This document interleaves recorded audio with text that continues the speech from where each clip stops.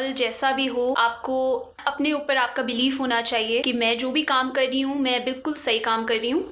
बारिश हो रही थी काफ़ी तेज़ और एक दरख्त के साथ आउट ऑफ नोवेयर मैं ऐसे ही अपनी घर की बालकनी पे गई और मैंने देखा एक कौवा जो है, पतंग की जो डोर होती है, वो उसके पाँव में फंसी हुई थी, एक उसके पाँव में, और वो उल्टा लटका हुआ था। तो पहले आप अपनी फेवरेट किसी नात के चंद अशार हमें सुनाइए। जी ज़रूर।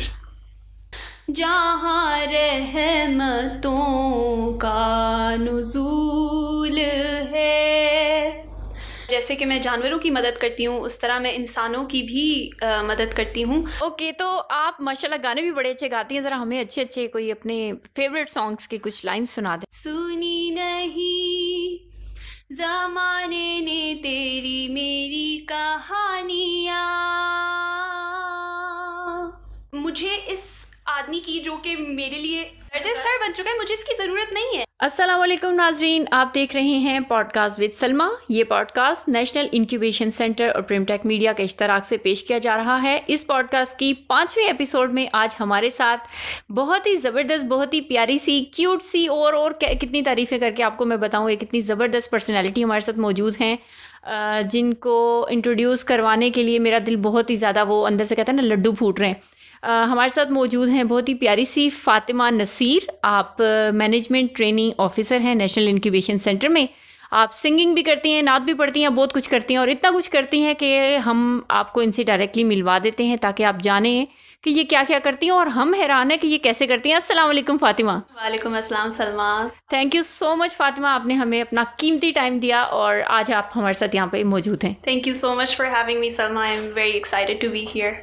और देखिए फ़ातिमा, अक्सर ऐसा होता है ना कि हम पॉडकास्ट में जितने भी गेस्ट को बुलाते हैं सभी हमारे लिए मोहतरम होते हैं, सभी हमारे लिए बड़े ख़ास होते हैं, लेकिन कुछ मेहमान ऐसे होते हैं कि जिन्हें हम जब अपने पॉडकास्ट में बुलाते हैं तो दिल करता है कि उनके साथ ये बातों का सिलसिला ख़त्म ही ना हो बल्कि इसी तरह जारी रहे। तो सबसे पहले हम जानना चाहेंगे आपकी लाइफ जर्नी के बारे में। पहले तो ये बताएं कि आपकी जो पैदाइश है वो पाकिस्तान के किस शहर से है? मेरी पैदाइश कराची में हुई थी और my dad he belongs to Pakistan navy, जिसकी वजह से हमारी अक्सर लाइक पोस्टिंग्स वगैरह होती रहती थी। तो I was born in Karachi and then वहाँ पे मैंने अपनी एजुकेशन स्टार्ट की। उसके बाद I came to Islamabad in class 4 और फिर क्लास 4 ऑनवर्ड्स मैं इस्लामाबाद में ही हूँ। क्लास 4 से आप इस्लामाबाद में ही हैं। तो इस्लामाबाद में कराची से यूँ जब आप शिफ्ट हुई तो एक वैसे भी माहौल का डिफरेंस तो डेफिनेटली होता है, तो कैसा लगा आपको इस्लामाबाद? लाइक बिल्कुल टूवर्ड्स द स्टार्ट काफ़ी मतलब डिफरेंट सी फीलिंग थी, क्योंकि Karachi and Islamabad are totally like different cities. मतलब कराची जो है काफ़ी रौनक वाली जगह है और प्लस मेरी पूरी फैमिली लाइक मेरी नानी अम्मी एंड मेरी खाला, मेरी फुप्पोज, दादी दादा, हर कोई कराची में है। तो शुरू में तो काफ़ी मतलब फील होता था कि यार ये किस जगह पे आ गए हैं, मतलब इतना अपनों से दूर हैं। और प्लस यहाँ पे ये है कि जैसे कराची में तो रात तक जो शॉप्स वगैरह हैं, मार्केट्स खुली होती हैं, लेकिन इस्लामाबाद में दैट्स नॉट द केस। तो शुरू में तो काफ़ी एक होता है ना शॉक सा आपको लगता है, शुरू में वो था, but with the passage of time जब मैंने स्कूल चेंज किया, I made some amazing friends, I had some amazing teachers and हमारा नेबरहुड भी अल्हम्दुलिल्लाह काफ़ी अच्छा था, जिसकी वजह से सेटल हो गए थे। ज़बरदस्त। अच्छा, जब आप यहाँ आए तो सारा स्कूलिंग भी फिर यहीं पे स्टार्ट करनी थी, तो फिर यहाँ से जो आपका सबसे पहला स्कूल था, मैं नाम तो नहीं पूछना चाहूँगी, लेकिन पहले स्कूल में आपका कैसा एक्सपीरियंस रहा? नए फ्रेंड्स, नए टीचर्स, नया माहौल? जी, पहले स्कूल में मेरा काफ़ी अच्छा एक्सपीरियंस रहा था, क्योंकि personally I am good at making friends. मतलब मैं जहाँ भी बैठती हूँ मेरी दोस्ती हो जाती है किसी ना किसी से, like I start talking to them.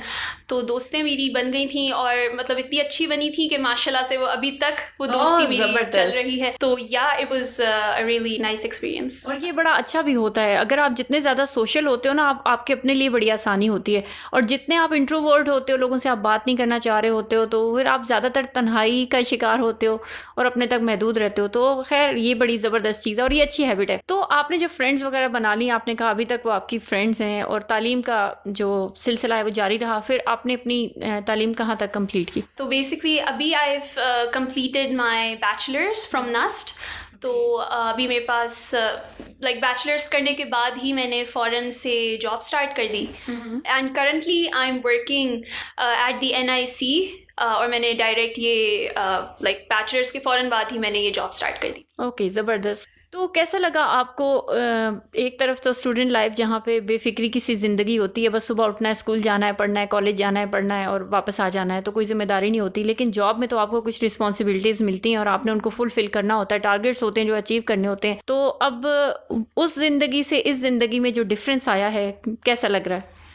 देखें, जो स्टूडेंट लाइफ एक होती है ना, वो आपकी बिल्कुल केयर फ्री लाइफ होती है। लाइक स्टूडेंट लाइफ में आपको होता है कि I don't have as such, like I don't have any responsibilities, I just go to a university, I study, take classes, come back, prepare for exams, and साथ साथ आपकी सोशल लाइफ भी होती है, यू हैव एक्स्ट्रा करिकुलर्स। तो वो life is completely different from आपकी job life या आपकी एम्प्लॉयमेंट वाली लाइफ। एम्प्लॉयमेंट की लाइफ में आपका like you are actually responsible and मतलब अकाउंटेबल, आपको अकाउंटेबल होना पड़ता है for the actions that you are taking, क्योंकि लाइक ऑब्वियसली आप जॉब कर रहे हो, पूरी कंपनी जो है वो there you know looking at you, you are working for them, तो you need to put your best foot forward. And personally मेरा ये है कि I am a perfectionist, like मुझे होता है हर चीज़ अच्छे से हो, बिल्कुल मैं अपना बेस्ट फुट फॉरवर्ड रखूँ। एंड प्लस लाइक आपको अडल्टिंग का सही एहसास होता है जब आप वर्क लाइफ में आते हो, तो आप you actually feel as if you're adulting now, because like that's not the case in university life. उसमें आपको लाइक वही जैसा मैंने कहा था, आप केयर फ्री होते हो। अडल्टिंग में ये होता है कि आप फ्रेंड्स के साथ प्लान्स वगैरह भी इतने ज़्यादा मतलब वो भी काफ़ी मुश्किल से आपके प्लान्स बनते हैं उनकी, क्योंकि obviously they are working as well, a lot of my friends are working as well, तो उनका स्केड्यूल मेरा स्केड्यूल जब मैच हो तो वो दैट्स अनदर स्टोरी। बट या सो आप जब NIC में आ गई तो कैसा एनवायरनमेंट देखा आपने? नॉर्मली तो देखे ना, ख़वातीन के लिए या लड़कियों के लिए नॉर्मली कहा जा रहा होता है जी कि घर से बाहर निकलना और जॉब करना बड़े मसाइल हैं, और पाकिस्तान को मेरे ख्याल में इतने बुरे हालात नहीं जितना इन्होंने लोगों ने प्रिटेंड किया है, शो किया है।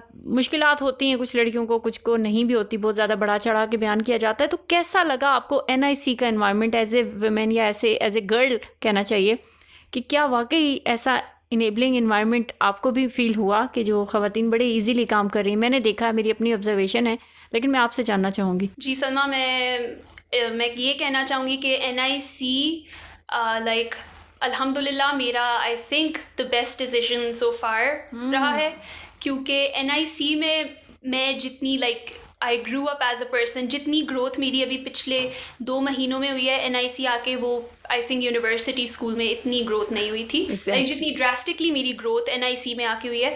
एंड ख़वातीन के लिए लाइक स्पेसिफ़िकली मैं कहना चाहूँगी कि बहुत ही इनेबलिंग इन्वायरमेंट है, एक बहुत ही सेफ़ इन्वायरमेंट है जहाँ पे ख़वातीन आराम से अपना काम कर सकती हैं, उनकी लाइक किसी किस्म की रुकावटें नहीं हैं, और मतलब पूरा एक हेल्पफुल इन्वायरमेंट है कि लाइक मेंटोर्स हैं आपके, जो even the people that you are working with are extremely helpful, they are help you out with everything. और मतलब आप अपना being a woman in Pakistan, I think NIC जो है आपके लिए एक बहुत ही ज़बरदस्त माहौल क्रिएट करता है कि आप अपना काम कर सकें।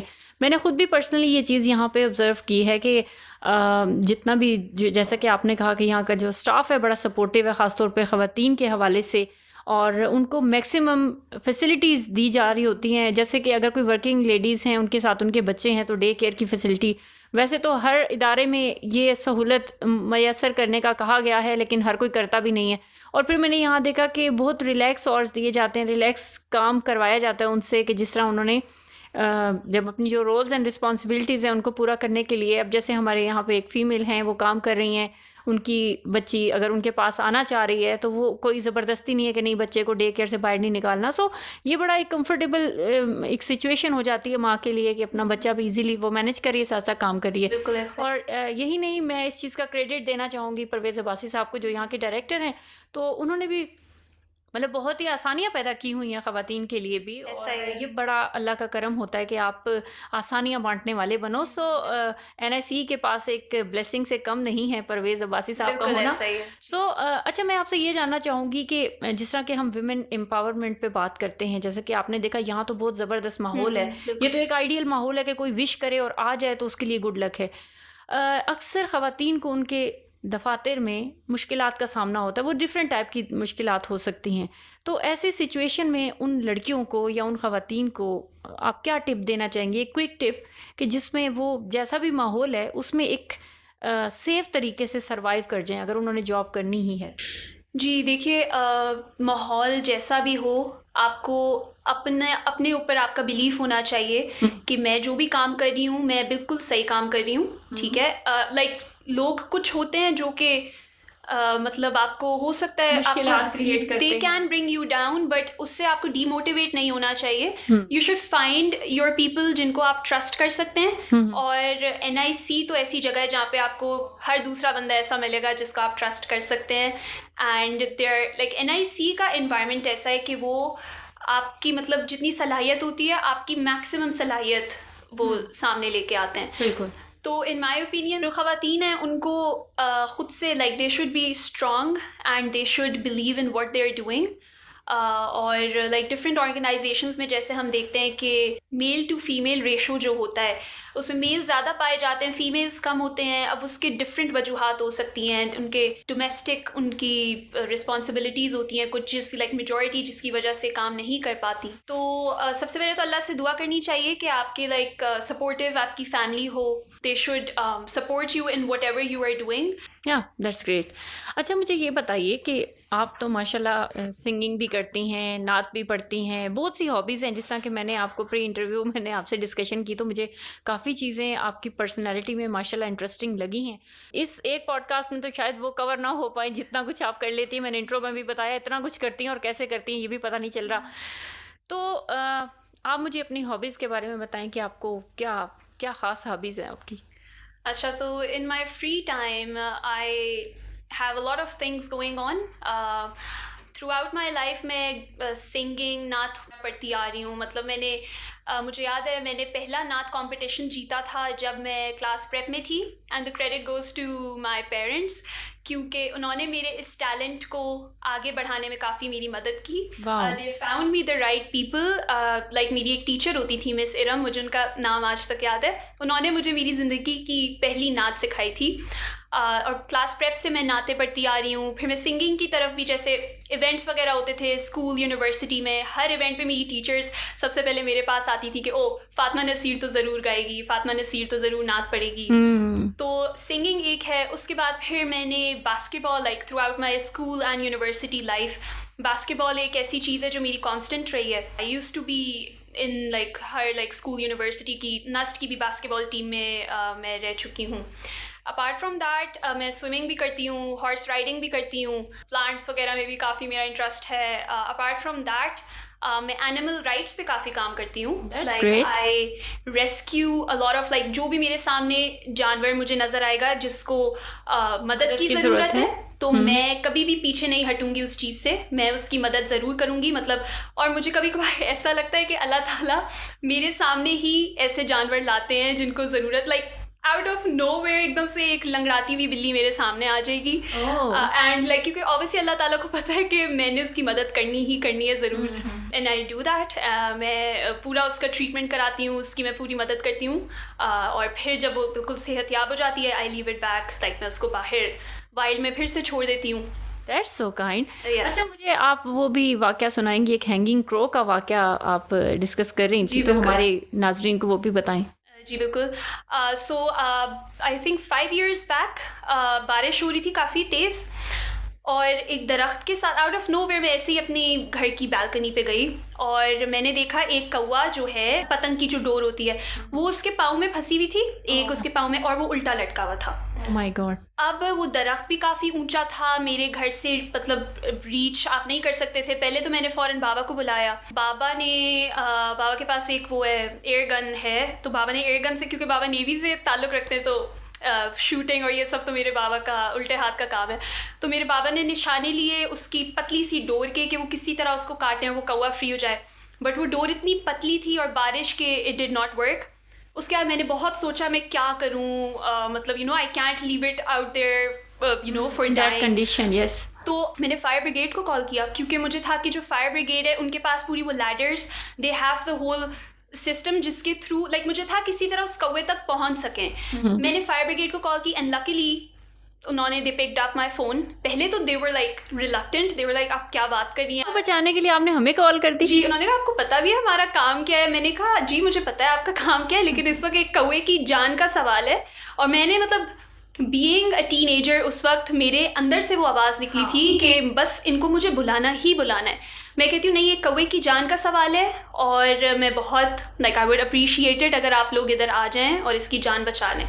विद इन 5 मिनट्स वो फायर ब्रिगेड आती है, अपनी लैडर वो निकालते हैं, उस कौवे को बचाते हैं। और वो कौवा क्योंकि वो बिल्कुल ना मतलब सर्दी उसको काफ़ी ज़्यादा लग जाती है तो वो नीचे गिर जाता है। उसको फिर हम खैर घर के अंदर लेके आते हैं, हेयर ड्राई करते हैं, सुखाते हैं और फिर उसको हम उड़ा देते हैं। तो ये एक किस्सा है जो मेरे दिमाग से कभी like obviously it has been instilled in my mind because this was something really big for me. मतलब एक मुझे काफ़ी अचीवमेंट का एहसास हुआ था कि मैंने एक जान बचाई है। उसके बाद मैंने और ज़्यादा एनिमल रेस्क्यूज़ वगैरह स्टार्ट किए। ज़्यादातर मैं किटन्स और कैट्स को रेस्क्यू करती हूँ, बट अगर कोई बर्ड आ जाए, कोई भी इस तरह का जानवर आ जाए तो मैं उनको ज़रूर रेस्क्यू करती हूँ। सो काइंड ऑफ यू यार, सीरियसली। अब ये जो आपने हैंगिंग क्रो वाली बात बताई है, मैं कहती हूँ कि जो होता है अच्छे के लिए होता है। अब जिस तरह से वो हैंग हुआ था, कोई ना देखता, बारिश थी, किसी को पता भी ना चलता, पर कैसे आपका वहाँ पहुँचना और फिर आपका इतने जज्बे के साथ फायर ब्रिगेड को कॉल करना। तो देखें ये अल्लाह कनेक्शन, ये डॉट्स मिला रहा था, उसकी ज़िंदगी बचनी थी और उसने फाइनली आपके थ्रू जो है इस तरह आज़ाद होना और उड़ान भरनी थी। सो अल्लाह आपको इसका अजर भी दे। और यकीनन ये चीज़ें हैं जो कंट्रीब्यूट करती हैं। आज माशाल्लाह आपका एक नाम है, आपको सब तारीफ़ करते हैं, आप इतने अच्छे दिल की इंसान हैं। तो वो कहते हैं ना, दर्द दिल के वास्ते पैदा किया इंसान को। तो ये वाकई वही बात है कि इंसान के अंदर अगर ये फीलिंग हो ना कि बाकी क्रिएचर्स के साथ भी हमें, सिर्फ इंसान के साथ नहीं, बाकी क्रिएचर्स के साथ भी हमें उतना ही रहम दिल होना है, तो ये बहुत बड़ापन है। सो आप सिंगिंग भी करती हैं, तो हम वापस आते हैं उस तरफ, क्योंकि हमारे जो नाजरीन है वो बड़ी बेचैनी से वेट कर रहे हैं कि यार गाना कोई सुना दें। तो मेरे ख्याल में पहले हम नात से शुरू करते हैं और सबसे पहले आप अपनी फेवरेट किसी नात के चंद अशार हमें सुनाइए। जी ज़रूर। मेरे शाह और कौन तबीब है, मैं मरीज़ इश्क़ रसूल हूँ, वो हबीब मेरा तबीब है, मेरे विर्द लब है नबी नबी। माशाल्लाह, सुभान अल्लाह, ज़बरदस्त ज़बरदस्त। ये अल्लाह किसी किसी को ये तौफीक बख्शता है। अच्छा लगा आपने भी ये नात पढ़ी, सो बहुत शुक्रिया। ज़बरदस्त फ़ातिमा। नात में तो हमने आपके माशाल्लाह फ़न का मुज़ाहिरा देख ही लिया। अच्छा, साथ हमने ये भी सुना है कि आप चैरिटी सर्विसेज भी बड़ी करती हैं, आप चैरिटी एम्बेसडर रह चुकी हैं दायरे इंसानियत में। ज़रा इस हवाले से कुछ बताइए। जी बिल्कुल, जैसे कि मैं जानवरों की मदद करती हूँ उस तरह मैं इंसानों की भी मदद करती हूँ। और ये चीज़ मेरे अंदर इंस्टिल हुई है मेरे माँ बाप की वजह से, क्योंकि growing up since my childhood मैंने देखा है कि वो आउट ऑफ देयर वे जाके किस तरह गरीबों की मदद करते हैं, खाना बांटते हैं, वो जो दस्तरख्वान लगाते हैं। तो उनसे काफ़ी मेरे अंदर ये चीज़ इंस्टिल हुई, जिसकी वजह से जितनी भी चैरिटी ऑर्गेनाइजेशंस हैं मेरी कोशिश होती है कि मैं उनकी मदद करूँ। तो Daira Insaniyat is a charity organisation and मैं उनकी एम्बेसडर हूँ फॉर नस्ट। और उनका जितने भी इस तरह के इवेंट्स होते हैं, वॉलंटियरिंग इवेंट्स होते हैं, जिसमें वो गरीबों के लिए और इन स्पेसिफिकली जो यतीम बच्चे हैं उनके लिए हम लोग काम करते हैं। और उसमें हम जैसे दस्तरख्वान लगाते हैं, जैसे रमज़ान जब आता है तो हम इफ्तार उनकी कराते हैं, ईद आती है तो हम डिफरेंट गिफ्ट्स वगैरह ईदियाँ बांटते हैं बच्चों में, जिससे और उन बच्चों के चेहरे पे जो मुस्कुराहट आती है बाद में, I think that's worth it, like totally worth it. और आपको एक बहुत मुतमईनी फील होती है जब भी आप किसी इंसान की इस तरह जो अंडर प्रिविलेज्ड हैं बदकिस्मती से, आप जब उनकी मदद करते हो तो आपको एक सेल्फ सेटिस्फैक्शन मिलती है। बिल्कुल। और ये देखें, बतौर इंसान हमारी अव्वलीन ज़िम्मेदारी है कि हम लोग दूसरों की मदद करें। अब अगर हम माली तौर पर अगर अच्छे हैं, मतलब हालात हमारे अच्छे हैं, पैसा हमारे पास है, तो ये कोई हमारा कमाल नहीं है, ये अल्लाह की देन है। और अगर किसी के पास नहीं है तो ये भी अल्लाह का एक डिसीजन है ना। तो उसमें हमारे लिए इम्तिहान ये होता है कि अल्लाह किसी को देकर आजमाता है, किसी से लेकर आजमाता है। सो जो कुरान पाक में भी कहा गया है कि जो मालदार है ना उनके माल में गरीबों का हिस्सा है। सो इस किस्म की जो चैरिटी सर्विसेज होती हैं हम सबको उनका बहुत ही ख्याल करना चाहिए, लोगों की मदद करनी चाहिए, लेकिन मदद ऐसे करनी चाहिए कि दूसरों को ये एहसास ना हो कि हम कमतर हैं तो ये आके हमारी मदद कर रहा है। नॉर्मली हम देखते हैं मीडिया पे आजकल, आप देख रहे होते हैं ज़रा सी किसी की मदद कर दी और फिर चलो जी ज़रा तस्वीर हो जाए साथ। सो ये बहुत चीप लगता है, आप दूसरे को इतना हर्ट करते हैं। भाई आप अपने दिए में से तो नहीं दे रहे, आप अल्लाह के दिए हुए में से दे रहे हैं।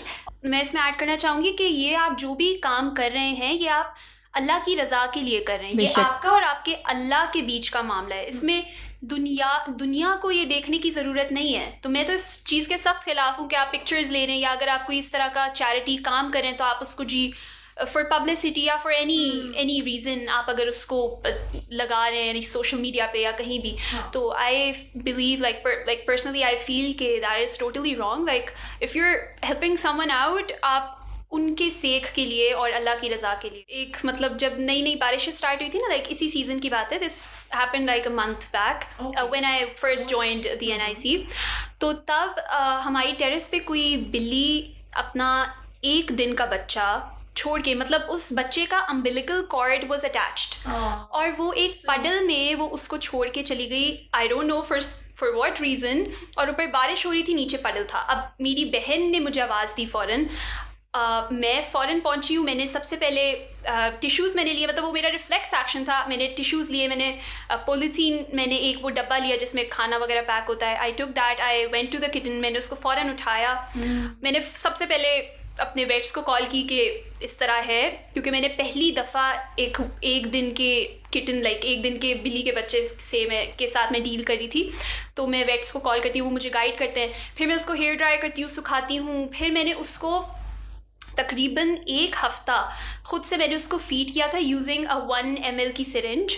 उसमें मैं baby kitten formula, like kitten formula मैं बनाती थी, वो डालती थी। And plus I use to use lactose free milk as well. उसको मैं पानी के साथ उसको डाइल्यूट करके वो मैं उसको सिरिंज से ड्रॉप बाय ड्रॉप मैं उसको पिलाती रही। इट वॉज़ वेरी डिफ़िकल्ट क्योंकि उसको सकल करने की भी आदत नहीं थी। वो आई थिंक माँ के साथ कभी रहा ही नहीं था बच्चा। काफ़ी चैलेंजिंग था, बट अल्हम्दुलिल्लाह अल्लाह ने मुझे मतलब जब मैं कुछ करने का सोचती हूँ ना तो मैं कर लेती हूँ। Thanks to thanks to our animal shelters organisations, animal rescue organisations जो कि इस पर्पज़ के लिए काम कर रही हैं। आई contacted around 5 to 6 of them in Islamabad and Rawalpindi क्योंकि मुझे था कि ये बच्चा बहुत छोटा है, इसको एक नर्सिंग मदर की ज़रूरत है। तो उसमें से मैं उनका नाम लेना चाहूँगी। पेट्स रेस्क्यू एक है एनिमल रेस्क्यू ऑर्गेनाइजेशन। उन्होंने मुझे मतलब उन्होंने मुझे एक ऐसी फैमिली के साथ कनेक्ट किया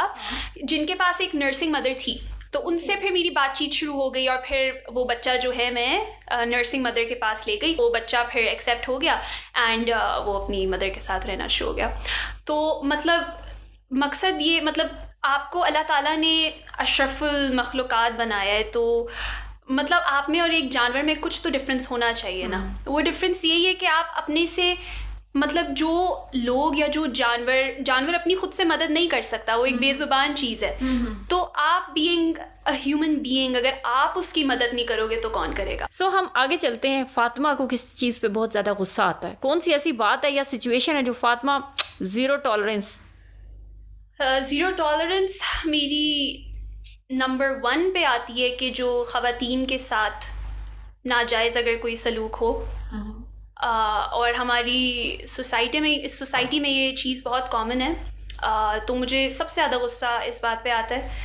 इसके अलावा पेरेंट्स को एक चीज़ और करनी चाहिए ना, मैं समझती हूँ जिस किस्म के वाक़यात होते हैं बाद में अफसोस का बाइस बनते हैं। आप ये जो पुराना तरीका था ना कि बेटी हम तुम्हें रुखसत कर रहे हैं, अब तुम्हारा जनाजा ही आना चाहिए ससुराल से, ये नहीं कहना चाहिए। आप बेटी को बताएं कि भाई इंसान समझ के उसके साथ तुम्हारी शादी कर रहे हैं, इंसान नहीं बनता, तुम्हारी केयर नहीं करता, तुम्हारी इज्जत नहीं करता, तो कोई मसला नहीं, हमारे घर के दरवाजे खुले हैं, वापस आ जाओ। मैं ये नहीं कह रही कि आप रिश्ते बनाएं नहीं, आप समझौते करें। देखिए समझौता गलत है, अंडरस्टैंडिंग होनी चाहिए। बिल्कुल ठीक है, मैरिटल रिलेशनशिप में अंडरस्टैंडिंग होगी तो रिश्ता चलेगा भी और अच्छा निभेगा। लेकिन आप जब समझौता करेंगे तो या मर्द बेचारा समझौता कर रहा होगा या औरत कर रही होगी। कई जगहों पे लड़कियों ने भी तो अजाब ढाया होता है ना। तो हम अगर दोनों की बात करें तो अंडरस्टैंडिंग इज़ वेरी इंपॉर्टेंट, और पेरेंट्स का जो सपोर्ट है वो एक लड़की का घर बसाने में और उसको मेंटली रिलैक्स रखने में बहुत अहम किरदार अदा करता है। ऑल्सो मैं इसमें एक और चीज़ ऐड करना चाहूँगी कि आपकी जो बेटियां हैं, मतलब ऑब्वियसली आप अपने बेटों की तालीम पे, लाइक मैं Pakistani cultural point of view से बात कर रही हूँ, बेटों की तालीम के ऊपर मेजॉरिटी का फुल फोकस होता है। इसने करियर बनाना है, इसने फैमिली को आगे लेके चलना है। आप बेटों से ज़्यादा अपनी बेटियों की तालीम, उनके करियर के ऊपर फोकस करना स्टार्ट करें और फिर आप खुद से डिफरेंस देखेंगे। जब आपकी बेटी खुद मुख्तार होगी, जब वो खुद से मतलब फाइनेंशियली इंडिपेंडेंट होगी, उसको पता है कि मतलब मुझे कोई चीज़ सहनी नहीं, उसको अपने राइट्स के बारे में पता है कि मुझे इस तरह से ज़िंदगी नहीं गुजारनी। अगर फॉर एग्जांपल वो अब्यूजिव मैरिज में है, खुदा न खास्ता, तो उसको पता होना चाहिए कि मेरे पास एक सपोर्टिव फैमिली है and I'm financially independent, I'm self-sufficient, I can stand up for myself, और मुझे इस आदमी की जो कि मेरे लिए दर्द सर बन चुका है, मुझे इसकी ज़रूरत नहीं है। हाँ, तो ये सोच अपनी बेटियों में इंस्टिल करने की ज़रूरत है, एजुकेशन और उनके करियर पे फोकस करने के साथ साथ। बिल्कुल। और ये जो पेरेंट्स जो है ना वो ट्रक भर भर के जहेज भेज रहे होते हैं, उससे बेहतर है बच्चों की, बेटियों की तालीम पे आप खर्च कर दें। तालीम ऐसा जेवर है जो कोई चुरा ही नहीं सकता। तो जब तालीम होगी तो फिर वो बच्चियाँ फाइनेंशियली इंडिपेंडेंट भी होंगी, वो मेंटली इंडिपेंडेंट भी होंगी, वो डिसीजन ले सकेंगी। नॉर्मली हम देखते हैं कि जो डोमेस्टिक वायलेंस हो रहा होता है वो क्यों हो रहा होता है, वो बच्चियाँ कम पढ़ी लिखी होती हैं, उन्हें यही कहा गया होता है कि भाई लड़के नहीं आना वापस। तो भाई लड़के, अगर क्या पता उसकी गलती नहीं है और दूसरा ज्यादती कर रहा है और उसे थोड़ा स्पेस चाहिए, वो चाहती है कि थोड़ा मैं भी रिलैक्स हो जाऊँ, माँ बाप के घर जाऊँ, लेकिन पीछे दरवाजे बंद होते हैं। सो वहाँ पे ख़वातीन वायलेंस का शिकार होती हैं, मार खाती हैं और फिर आप देखते हैं जो कुछ होता है। खैर ओके, तो आप माशाल्लाह गाने भी बड़े अच्छे गाती हैं, ज़रा हमें अच्छे अच्छे कोई अपने फेवरेट सॉन्ग्स की कुछ लाइन्स सुना दें। ये गाना है एक नवाजिशें बाय आसिम अजहर। बातें तेरी करते हुए थक के सो जाती हूँ, सिरहाने आसमां जाने कहाँ मुड़ जाती है, देखते देखते तुझे ये गलियाँ तेरी तरह खुशबू चले, तारे हमारी तरह रातों से मिले, सुनी नहीं ज़माने ने तेरी मेरी कहानियाँ, कर दे कोई नवाजिश करम मेहरबानियाँ। ये आरज़ू थी कि देखे ये दुनिया, हम जैसा कोई दीवाना ही नहीं, कर दे कोई नवाजिश करम मेहरबानियाँ। ज़बरदस्त ज़बरदस्त। अच्छा, एक और गाना भी आप बड़े मज़े का वो सुना रही होती।